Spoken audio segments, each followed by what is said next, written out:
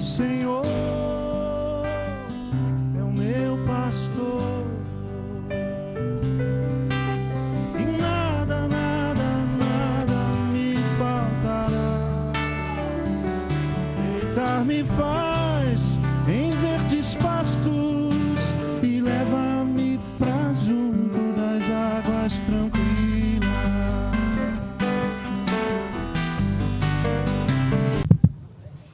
Bom dia. Começamos bem. Nós agradecemos a você, Gerson, agradecemos ao pessoal que esteve aqui junto conosco. Muito bom. Alguém disse que para você viver um bom dia, você precisa ganhar 5 abraços e dormir 15 minutos depois do almoço. Os 5 abraços eu estou tentando.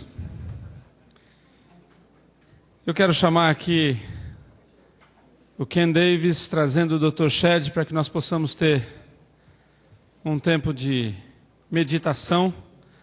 Nós estamos chegando ao final do nosso encontro. Já começa a dar saudades.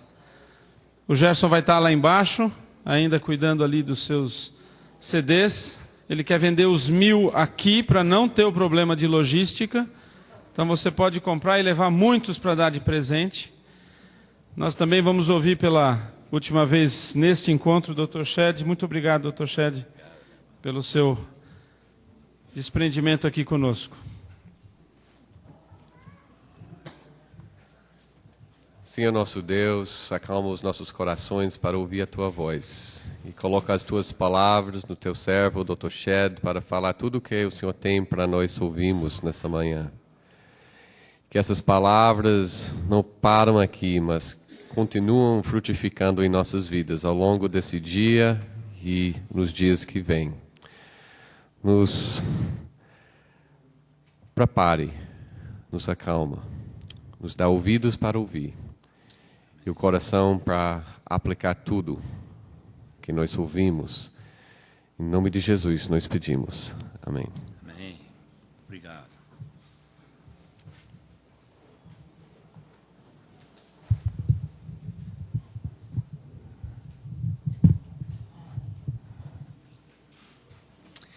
Bom dia, irmãos. Quero saudar a todos na graça e paz de nosso Senhor Jesus.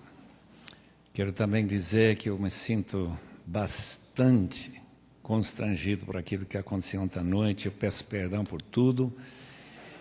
Não deveria ter acontecido, na minha opinião, mas tem gente tão boa aqui que não sabe quais são os limites. Então tem que ter outro congresso para falar sobre limites. Mas tudo é para a glória de nosso Senhor. E qualquer glória que a gente recebe aqui na terra tem que ser muito bem processado para não dar um sentimento de que eu deveria ter recebido essa glória. Eu sinto exatamente o contrário. Nunca deveria ter recebido. Esta manhã queremos chegar ao fim do capítulo 12. Não vai ser fácil, naqueles minutos dentro dos limites do tempo que me foi dado. Hebreus 12, 14. Desculpe, 18. Hebreus 12, 18. Vocês não chegaram ao monte que se podia tocar e que estava em chamas, nem as trevas, a escuridão, nem a tempestade ao soar da trombeta e ao som de palavras tais que os ouvintes rogaram que nada mais lhes fosse dito. Pois não podiam suportar o que lhes estava sendo ordenado. Até um animal, se tocar num monte, deve ser apedrejado. O espetáculo era tão terrível que até Moisés disse: estou apavorado e trêmulo. Mas vocês chegaram ao Monte Sião, a Jerusalém celestial, a cidade de Deus vivo.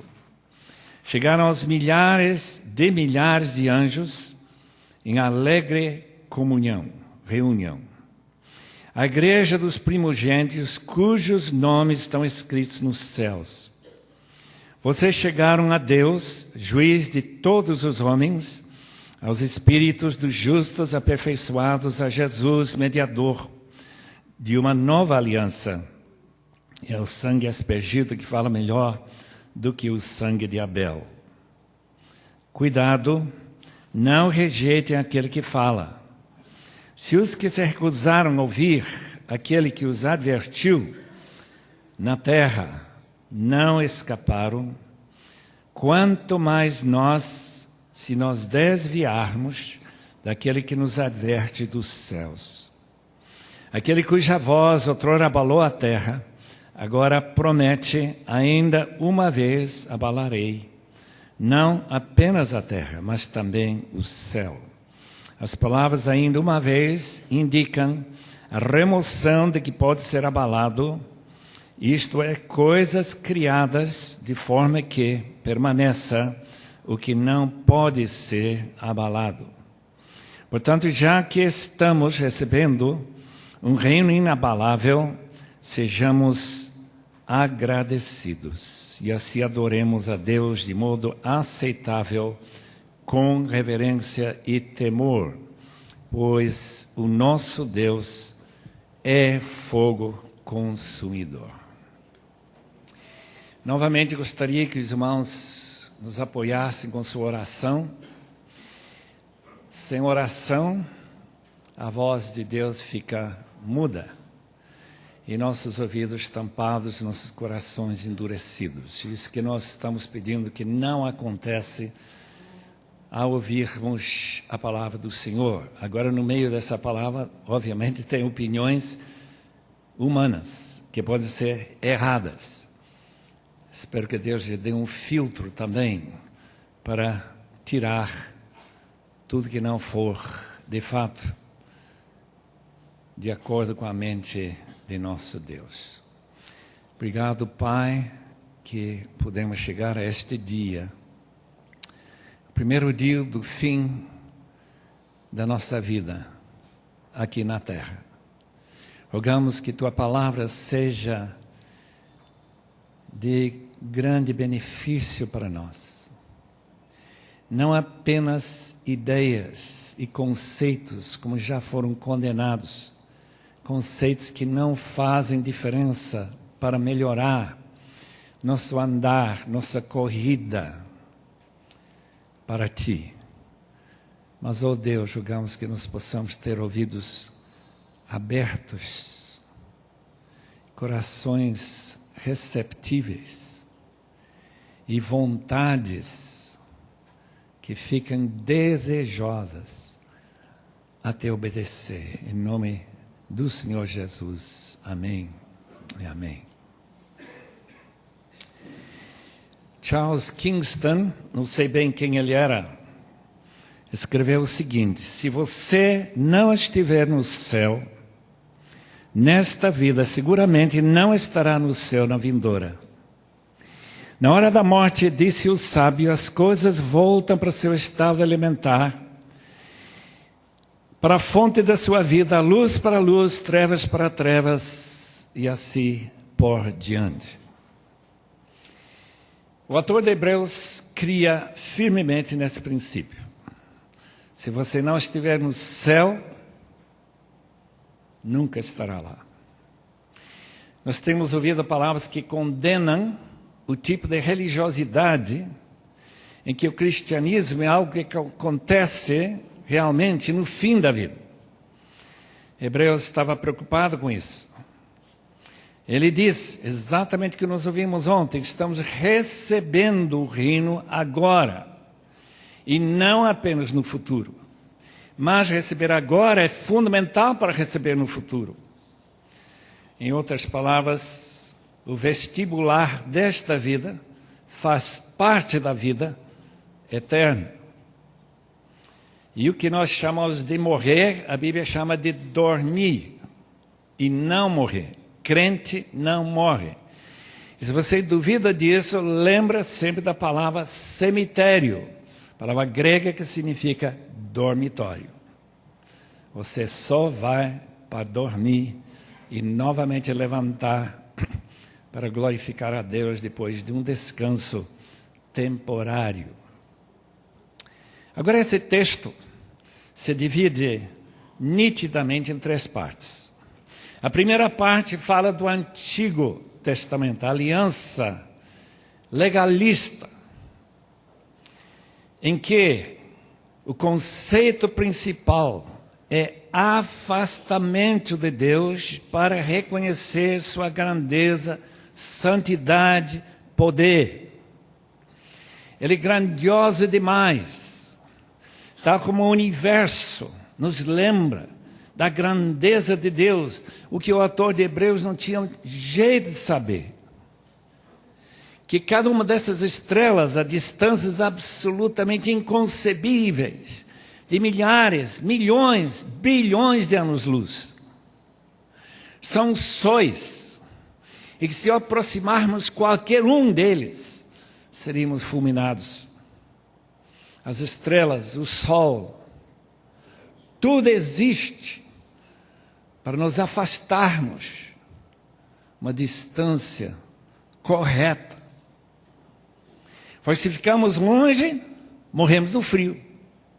Se ficamos próximos demais, somos fulminados. Em outras palavras, aprendermos a temer a Deus. E em Monte Sinai, a entrega da lei, que nós acabamos de ler, era uma experiência terrível. Experiência tão terrível que se alguém, até um animal, que não tem nem consciência de religiosidade, se tocar no monte, terá que morrer. Quem vai para o templo deve lembrar que tem uma pedra gravada, foi encontrada há tantos anos atrás, durante a minha vida, que quem ultrapassar esta pedra terá que morrer.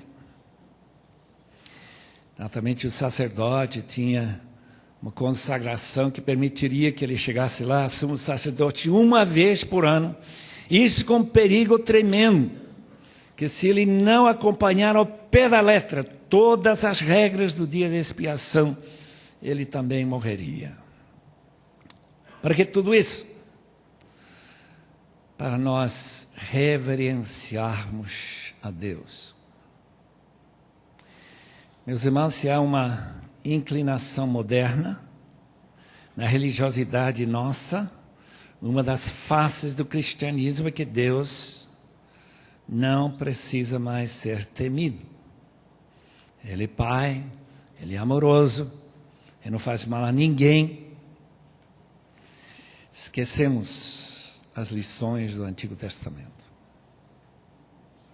O interessante é que a nova aliança, que fala de uma aproximação de Deus tão próxima, que nós podemos chamá-lo de Pai, e quem tem medo do seu Pai, que ao mesmo tempo, o autor diz, quanto mais nós devemos temer a Deus do que o judeu aproximando-se do templo. Quanto mais. Se nós aplicarmos essa pergunta numa realidade futura para este congresso, o que quer dizer temer a Deus? E ao mesmo tempo amar a Deus. O que quer dizer isso? Como tratar a Deus no culto de uma maneira que mostre um temor que eu teria se estivesse numa nave espacial, aproximando-se cada dia, mais alguns centenas de milhares de quilômetros ao Sol, sabendo de que um pouco, se eu aproximar-me desse Sol, serei fulminado. Porque Deus não mudou, Ele é ainda, diz Hebreus 12, fogo consumidor. Portanto, esse texto é para darmos uma nova ideia, ou talvez uma ideia mais profunda, do que significa adorar, em espírito e em verdade. É um texto difícil. Talvez a maioria dos irmãos nunca pregaram, são pregadores nesse texto, por ficar confuso diante das suas afirmações. Porque quem pode declarar, como diz versículo 22, mas vocês chegaram ao Monte Sião. Nós não estamos em monte nenhum chamado Sião, estamos em Águas Lindóia. E vocês que trabalham em outros morros por aí no Rio, podem falar do nome do seu morro. Vocês chegaram não a Sinai, mas a Sião, 2 montes contrastantes e, ao mesmo tempo, lugares de se aproximar de Deus. Portanto, não é totalmente contrastante. O que é contrastante é a face, aquilo que nós ouvimos ontem à noite, a maneira que nós nos aproximamos. E com as atitudes com que nós aproximamos. Capítulo 12, 22. Chegamos a Jerusalém celestial. O céu, o paraíso, a realidade do futuro tem que se tornar a realidade presente. Agora, é nossa consciência. Não sei se o autor de Hebreus teve a mesma experiência que Paulo teve, em 2 Coríntios 12, em que ele, inesperadamente, aparentemente, foi arrebatado até o paraíso. Talvez nós temos alguém aqui que teve essa experiência. Eu ainda não tive. Estou esperando daqui um pouco ter. Só que não sei se voltarei mais. Muita gente que fala, ou muita gente, algumas pessoas que têm chegado lá, ou pelo menos dizem que chegaram, não querem voltar. Eu também não vou querer, com certeza. Se chegamos a esta cidade-templo, a Nova Jerusalém, aquela Jerusalém de Apocalipse 21, uma cidade de luz, uma cidade que não tem noite, não tem escuridão, tem transparência, uma cidade de tremenda alegria constante. Disse Peter O'Brien, numa reunião que tivemos com aquele grupo, a Comissão de Teologia da UF, Aliança Mundial Evangélica, em Cambridge, 20 anos atrás, mais ou menos. Toda adoração é celestial. Uma vez que nós entendemos, que significa morrer com Cristo, ressuscitar com Cristo, ser entronizado com Cristo, e poder, nos lugares celestiais, ainda que não é lugar geográfico, porque o lugar que estamos é aqui, e no original não tem a palavra lugar, é simplesmente nos celestiais, é onde a gente vive sua vida de adoração contínua. Em outras palavras, nós vivemos em 2 realidades ao mesmo tempo. Do mesmo jeito que você vive a realidade do casamento. Antes de eu casar, eu vivi a minha vida na terra. Depois de casar, subi para o céu. E agora a gente vive em uma só carne, mas ao mesmo tempo sou muito consciente de que eu sou um indivíduo. Nós adoramos aqui, esta manhã. Falamos palavras compreensíveis em nossa língua. Mas ao mesmo tempo estamos sendo envolvidos com a realidade celestial, ou deveríamos estar. De tal modo que essa realidade do futuro se torna realidade agora. Quando Jesus falou para aquela mulher de Samaria, precisa-se adorar a Deus em espírito.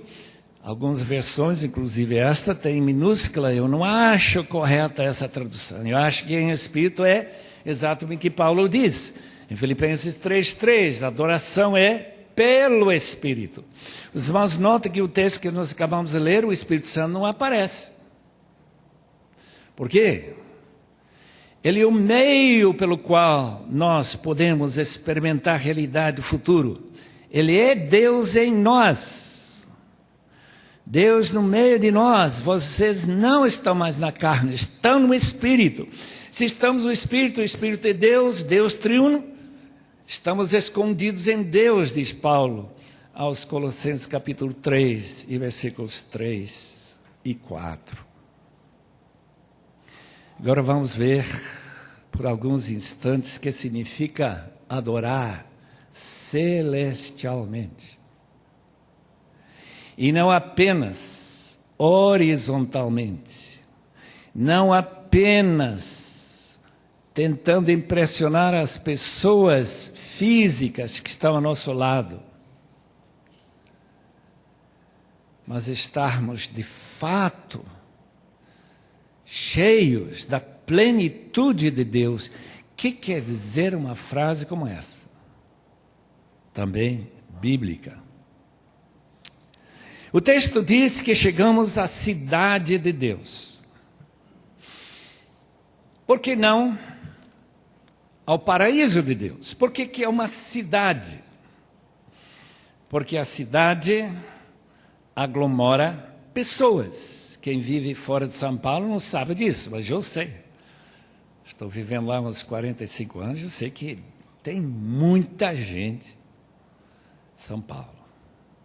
A cidade e onde a gente está junto com outros. Portanto, adoração, como acabamos de cantar, significa comunhão. E significa que estamos próximos das pessoas, pessoas que não são de nossa família. Quando eu, por exemplo, visitei a casa da minha mãe, lá no rural de Norte Carolina, a gente viu uma cidade isolada, uma casa isolada. Mas quando a gente vai para uma cidade como São Paulo, Rio de Janeiro, Belo Horizonte, que for, tudo isso desaparece nesse tremendo aglomerado de gente. Gente, quanta gente. E vamos ver que dentro desse texto isso tem uma importância toda especial. Chegamos à cidade do Deus vivo. Deus vivo? Exatamente. Porque nessa cidade nunca se ouviu falar de secularização. Secularização é de alguma maneira afastar Deus da vida normal da gente. Isso não é possível nessa cidade. Ele é vivo. E Nietzsche, felizmente, nunca pisou lá para dizer que Deus estava morto. Vamos para frente. Chegamos a milhares e milhares de anjos, milhões de anjos, em alegre reunião, estão festejando. Imagina anjos festejando o tempo todo. E não apenas quando nós chegamos a festejar com eles, nesta reunião celestial. E da que eles estão festejando? De que são tão felizes? Lucas 15 explica muito bem. Os anjos, na presença de Deus, estão alegres porque mais uma pessoa entrou na cidade. Ou mais 37 mil chineses entraram na cidade. Ontem, 37 mil chineses que deveriam ser comunistas. Segundo o Roberto Laia, semana passada, ele me disse, 37 mil. E ao redor do mundo, talvez 100 mil. Imagina quanto trabalho dá para os anjos estar sempre cortando bolo para essa gente. De noite, batendo palmas, pulando, dançando da alegria. Por isso que eu preciso de milhões deles. Milhões deles. E nós estamos reunidos com eles, amados irmãos. Em Hebreus, descobrimos, capítulo 1 e versículo 14, que os anjos são os ministradores a Deus, os leiturgoi, mas também são os diáconos da gente. Então essa festa, eles ajudam a gente a festejar. De maneira que, através de ação angelical, eu sei que para alguns a ideia é um pouquinho face neopentecostal, que os anjos ministram através dos dons espirituais. Tem dons que não são espirituais, tem dons que são espirituais. Tem dons que são ministrados diretamente pelo Espírito Santo, pelo menos assim creio, né? Os carismas, mas também tem carismas pneumáticos. Os irmãos chegarem lá em 1 Coríntios 12, vai encontrar todo tipo de dom angelical, e que confunde todo mundo, porque nós não temos espaço para os anjos aqui na terra. Fica lá no céu. Só que nós estamos lá no céu, segundo o texto. Chegamos lá. Contato com essa tremenda população espiritual de milhares e milhares de anjos. Chegamos também, segundo o versículo 23, a igreja, a assembleia dos primogênitos. Todo mundo que não é assembleano talvez ache que a palavra no original é diferente. Não, é a palavra igreja mesmo. Eclesia.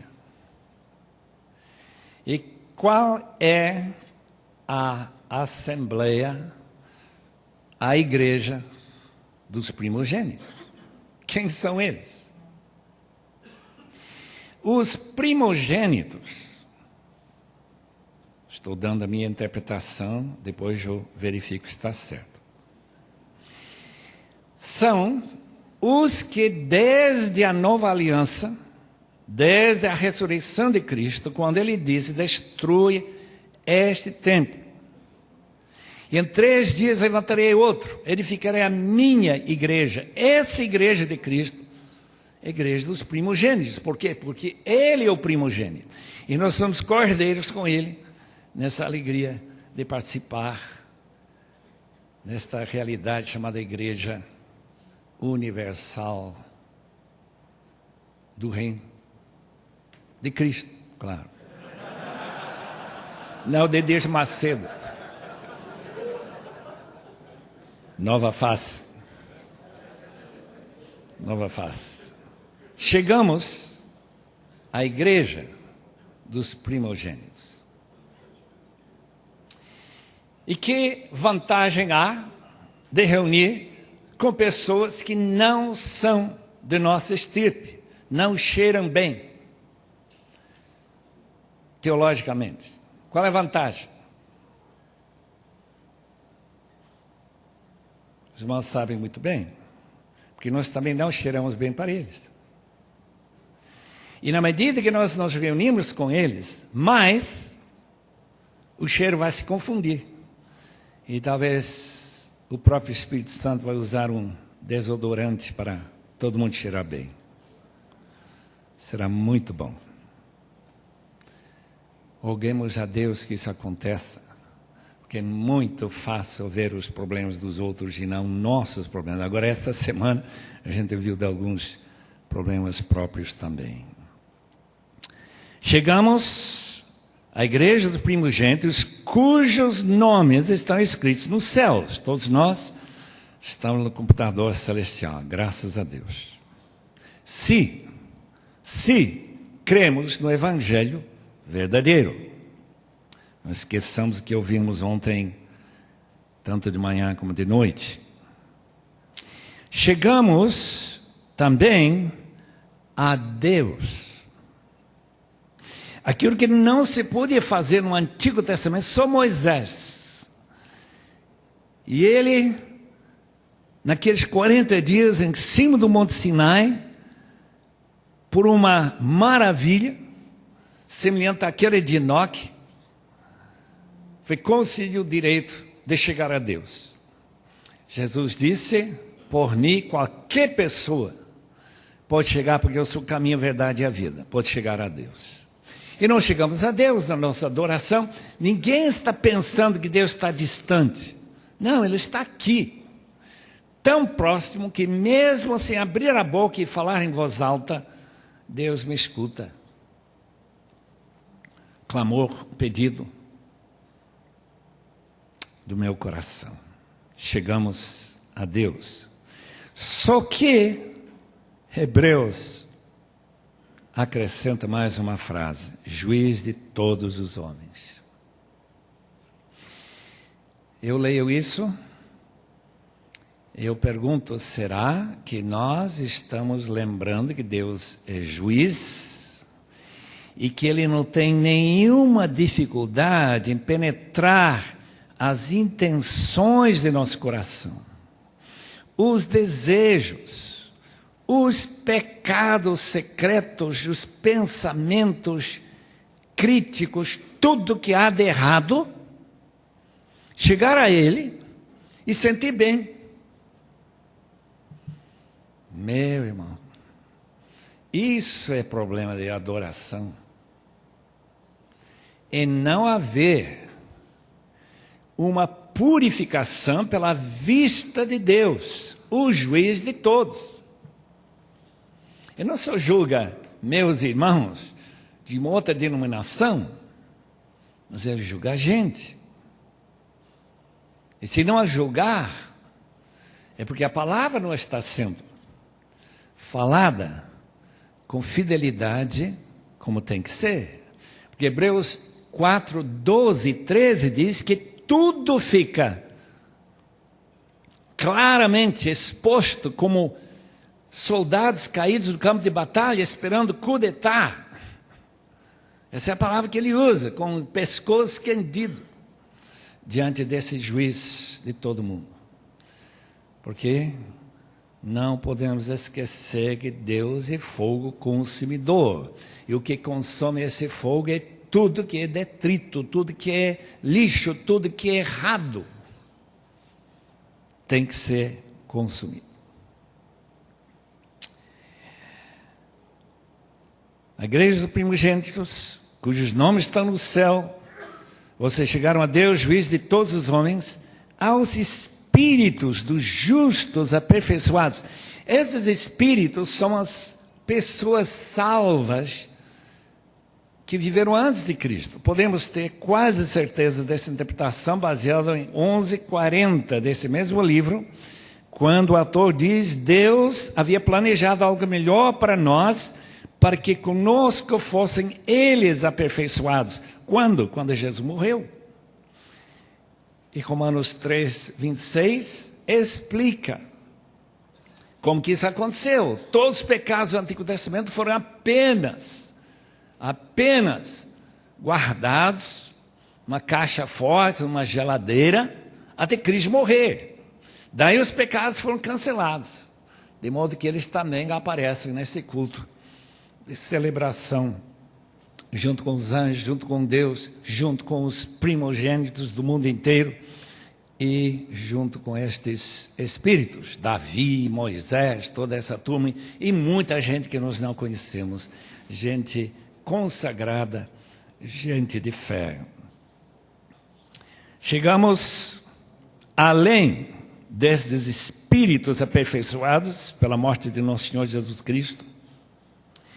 Chegamos também a Jesus, mediador de uma nova aliança, que, como disse na última ceia com seus discípulos, é sangue a nova aliança, no meu sangue, em que eu escreverei a minha lei no seu coração. Que aliança maravilhosa é essa?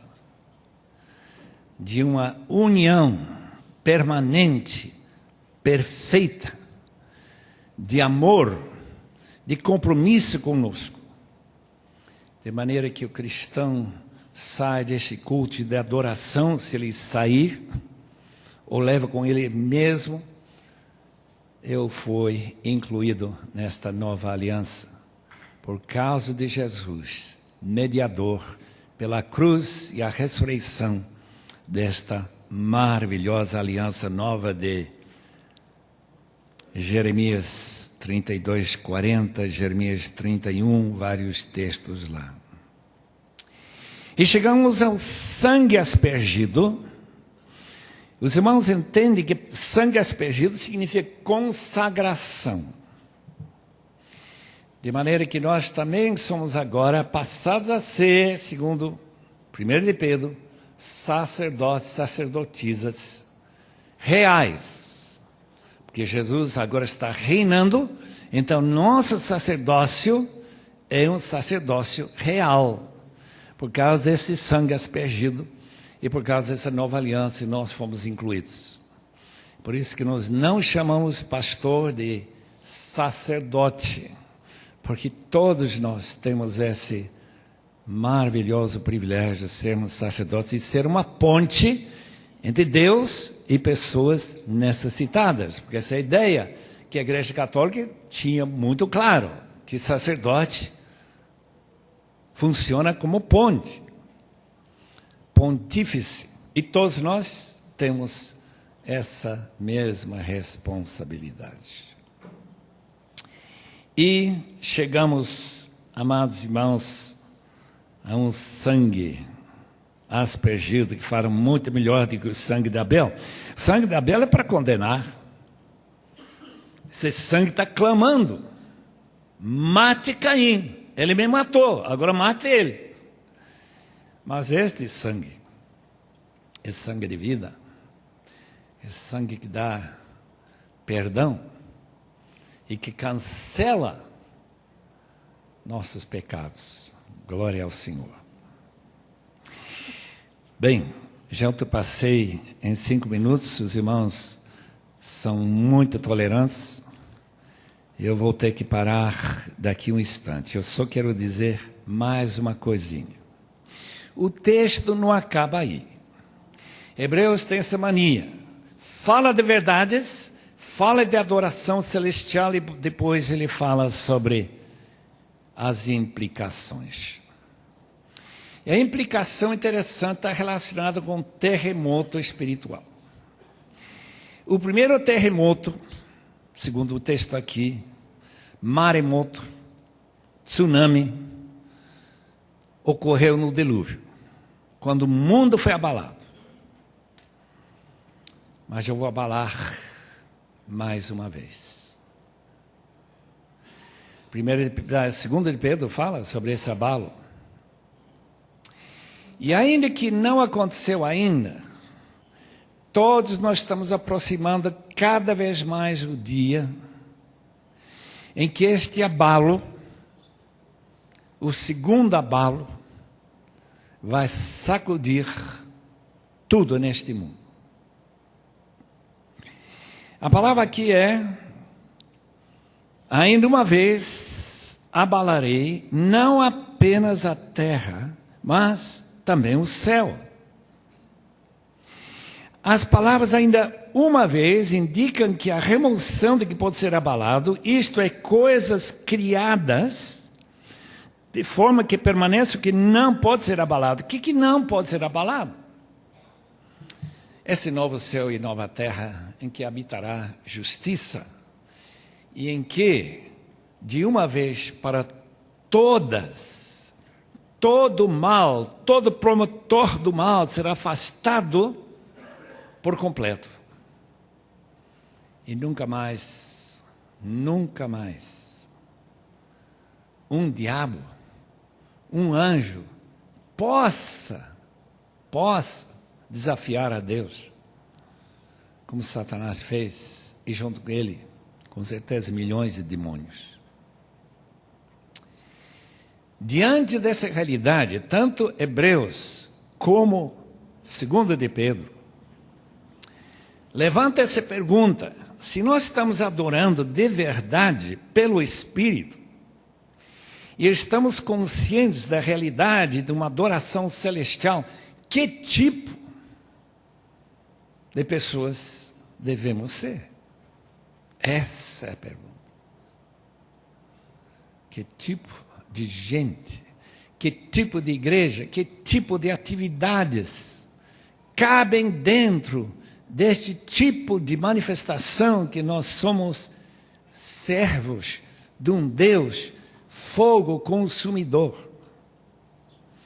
E uma coisa fica muito clara para mim, que não tem sido enfatizado muito aqui, que esse reino de Cristo, que vai ser estabelecido em toda a sua grandeza e poder, também é um reino que destrói os inimigos, que ele vai colocar todos os inimigos, não vai faltar nenhum deles debaixo de seus pés. E que nós temos que falar dos dois lados. E não somente o amor de Deus, mas também do juízo. Não somente do interesse que Deus tem para nos salvar e para nos congregar nessa maravilhosa festa angelical, mas também que Deus é fogo consumidor. Nossa pregação, meus irmãos, nesses últimos anos, é algo que tem trazido muita gente para as igrejas. É uma teologia de prosperidade, não somente nessa vida, mas na próxima. De maneira que a maioria das pessoas não tem muita ideia de algum perigo que existe por aí. Que o inferno é apenas uma ficção. Eu sei que os irmãos creem no inferno, mas uma pesquisa entre evangélicos, na outra América, entre estudantes nas escolas evangélicas, como eu estudei em Wheaton College, grande parte deles não creem mais que existe um lugar chamado inferno. Se não existe juízo, imagina como isso muda tudo. E a teologia da prosperidade é coerente. É coerente. Mas meditemos bem nisso. Oh, meus irmãos, é terrível cair nas mãos do Deus vivo. Senhor, coloca dentro de nós um conceito mais claro da posição bíblica dos autores bíblicos, que significa morrer sem Cristo, não conhecer o Evangelho, ficar afastado dessas realidades que nós vemos nessa adoração celestial. As maravilhas de poder morrer com Cristo agora para escapar à morte futura. Oh Deus, dá-nos uma visão mais clara, mais nítida, para nós vivermos à luz das duas realidades celestiais e infernais, em nome do Senhor